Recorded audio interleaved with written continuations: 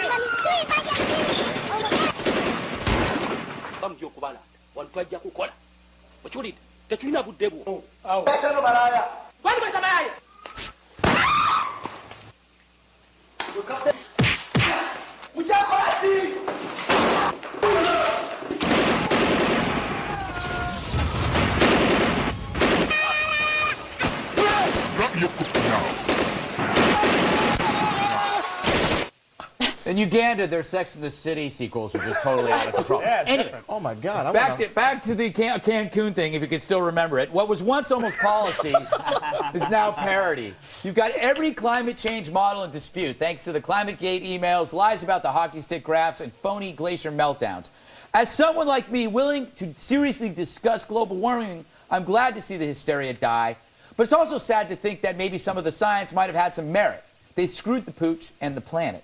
Still, our American climate ambassador, yeah, there's such a thing, Jonathan Pershing, has pledged billions of our tax dollars to promote provisions that won't do jack except make us poorer. Me, I'd rather spend it on an ancient jaguar goddess. She could make me a delightful Navajo blanket. Oh, that's nice. Yeah, my houseboy has to sleep somewhere. And if you disagree with me, you're a racist, homophobic Cancunophobe.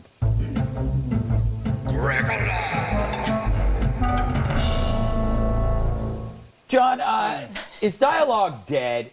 No one cares anymore. I actually see this as a correction and will actually allow everybody to come back and start over. But is it too late? That is almost reasonable, Greg. Well, I am reasonable. Look, I've been studying this crap for like 20 years. One of the sad facts, sad. one of the sad facts I think about the climate change movement is that they slowly replace science with politics and bluster with actual facts and actual science. So this, you know, nothing says scientific credibility like gods, like calling on gods. But I think they've lost a lot of cred. I think they've lost a lot of cred because I think they stopped focusing on science and started focusing on the politics. Well, Mayan goddess, good idea. Yes, I think it's a great.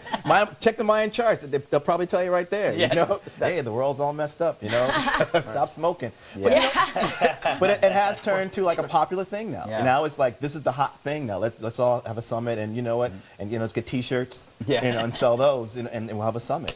I think that's the new thing now. It's a new Woodstock. All right, Kimberly, I got a not long. Could the scientists have learned from their panic-causing hysteria? Could they have learned from it? Learned something No, from this it? is all political. It's ridiculous, total nonsense, and it's going to be ended immediately when the Republicans take control of the Congress. They're ending that little funny committee, that spends money that we don't need to, climate control committee that Pelosi established. It's bye-bye. All right, we got to move on. Sorry, Bill, you don't get a response here. I'm not really sorry, though. All right, coming up, Harrison Ford is dead, set on learning to speak French. A story about Lingerie Football League. Yes, a story about the Lingerie Football League. It's really that simple. Like my egg salad recipe. It's just eggs, mayonnaise, and vinegar, and a dash of paprika. That's it? Yeah, that's it.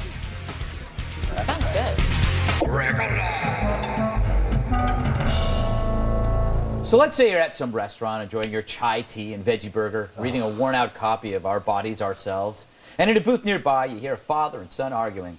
The conversation gets nasty as the father says, quote, "There are solutions to this. No son of mine is going to be gay." So what do you do? Well, an ABC show is named exactly that. And the father and son are actually actors fabricating this scene, waiting to see if someone like you will intervene. It's a morality experiment. The man berates his son for being gay, and if you don't do anything, well, then you're just an awful, cowardly homophobe. Later, the performers question bystanders as to why they didn't interrupt, and of course are judged for lack of involvement. In a word, this is riot, which is Vulcan for crap.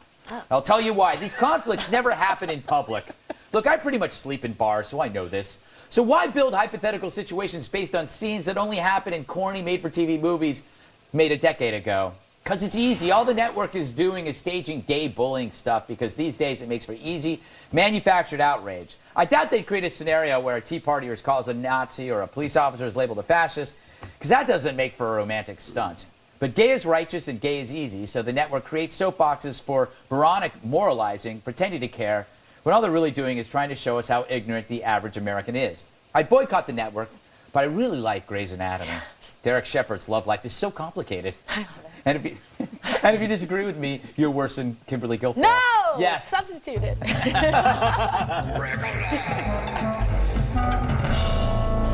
Well, if you were in a restaurant and you overheard a conversation, would you butt in? This is the stupidest thing. You know, you keep just. Well, I'm telling you, if I heard this conversation now, personally, I swear to God, I would say, white folks. It's funny because it's true. You know, because first that kind of conversation, you know, and also to no, I wouldn't butt in. I'll tell you a true story. It's a true story. It's true. It better be true. It's very true. I was at a restaurant enjoying my sandwich, and these two guys, white guys, were talking, and one said, "You are my N-word," and give each other like a pound of that. Now, am I supposed to break up their conversation? Hey, I'm eating here. Right. You can't use it. No.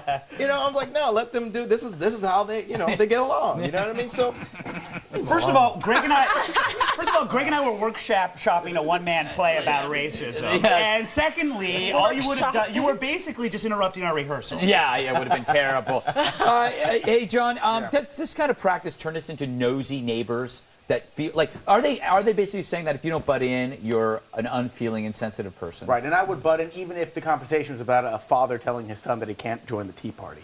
I'd be like, hey, let him. Well, that's good. I like that. Yeah, I like that. yeah. That's balanced. Look, you should only butt in if you're prepared to take a punch. That is true. Right. Now, there are some instances. There are some instances where in public where if somebody is preying on someone else, I'd want to butt in. Yeah. But the thing about these people, the thing about who we are now, is that we butt in, and we think that we're then immune from any kind of repercussions. Yeah, and that's. You should only butt into an argument if you're okay. If you're not going to be surprised if you get punched in the I hate. You know what the butting in that I hate? Oh my gosh.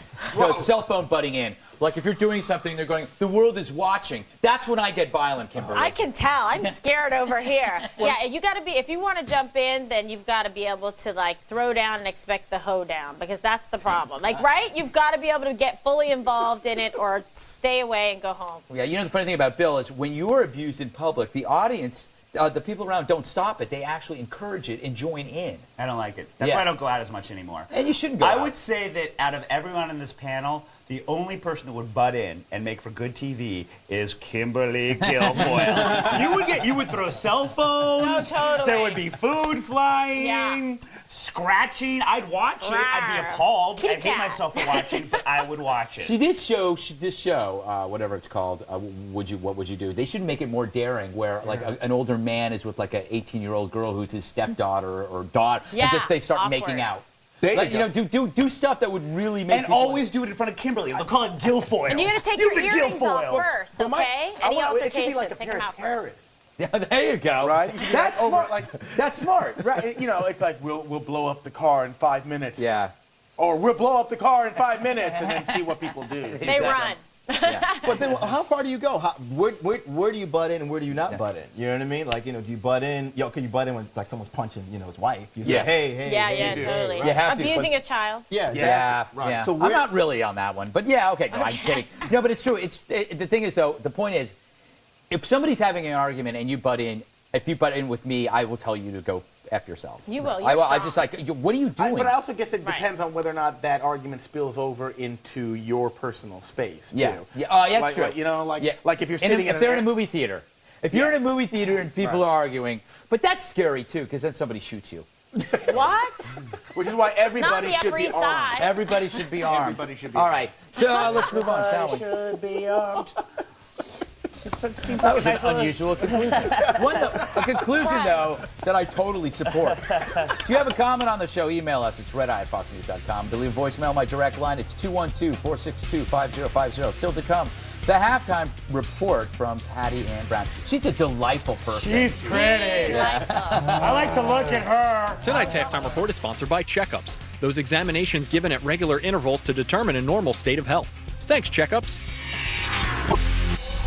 Welcome back. Let's find out if we've got anything wrong so far. For that, we go to Patty Ann Brown. So, PAB, what have you got for us? Well, first of all, in that story about the teacher who asked for a sentence of castration, both you and Bill referred to castrados. Technically, the plural of castrato is castrati. Just an FYI. John DeVore, you say that asking for castration is an admission that he wasn't in control of his actions, but doesn't that sort of support his request? I mean, he's saying that, if he'd been castrated, this wouldn't happen. Well, he should have known that before he committed the crime, shouldn't he have? Well, but I mean, you're saying that the psychological and the biological are separate, but I do think that. I think that the hormones are vastly overstated in these kinds of sex crimes. Okay. Really? Well, So says my research. Patty Ann, it's also important to remember that you're trying to have a conversation with someone in a union suit right now. Who's in his jammies. I wasn't going to refer to Don't that. bring reason into this. Okay, look, Okay. I'm a frat boy. I'm going to go party tonight. I'm You got one of those little butt things in the back? It is Maxim, uncharacteristic. Maxim. Let's do I have it. to say, I've been on with him before, and usually the dress code a little different. But anyway, I am Kimberly never going to go Guilfoyle. casual again, ever. I wore a tie. yes, you look good, Bill. Thank you. Kimberly Guilfoyle, the lawyer here, was mentioning, the whole chemical castration issue. And in fact, yes, regular castration, completely illegal, but chemical castration has actually been ordered in some cases. But of course, that has nothing to do with chopping anything off. And they do say it is reversible, but it is not clear how they would feel about somebody actually requesting it. So I don't know. What do you think, Kimberly? I support them requesting it, and I actually support the imposition of it and would volunteer to physically or chemically castrate any pedophile. I'm very strong on this You issue. are officially scaring me as of tonight. Oh, you have good. scared me on It's this entire working then. program. Right, I will especially never if they're thwart you, ugly. woman. Right, Kimberly? Yeah.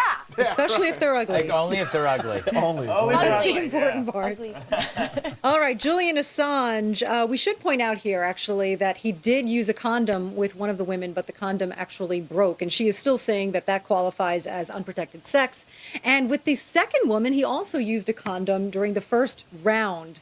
But then there was a second round where he apparently did not use a condom. And Bill, I want to just commend you for pointing out that this does not seem to be politically motivated, although people keep saying it is, because of the fact that these women, they were supporters of his. They were like groupies, as you said. They came to watch his speeches. Their big thing was that they were mad to find out they weren't the only ones, and they were jilted and whatnot, right? Patty Ann, if you want to hear more of my thoughts on this, go to my website, womenbecrazy.org, Yes. and you'll see a long dissertation. I don't know if I'd go that far, but Wally Collins, you say that, it would be possible for these women to prove or even realize that this guy was not wearing a condom. Seriously, you think a woman can't tell whether or not? Oh, you want to go? Okay. First of all, lovely earrings. Thank you. All right, you're off the hook. Wait, he's off the hook on what? That's how you do it. Well done. He's Yeah, he's mad. really not going to answer. Okay, there you go. And you know what? That would have worked with Andy Levy as well. Yes. Except you Definitely. can't see his rings. Yeah, that's true. Oh, poor Andy.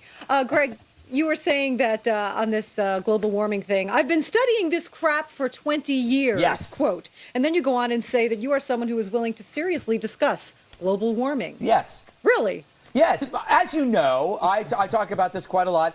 I got into it a long time ago. I've been reading. I've read a lot of books. because I was interested in the coming ice age. And I was also interested in, I read a lot on health scares and medical hysteria when I worked in health journalism. Richard.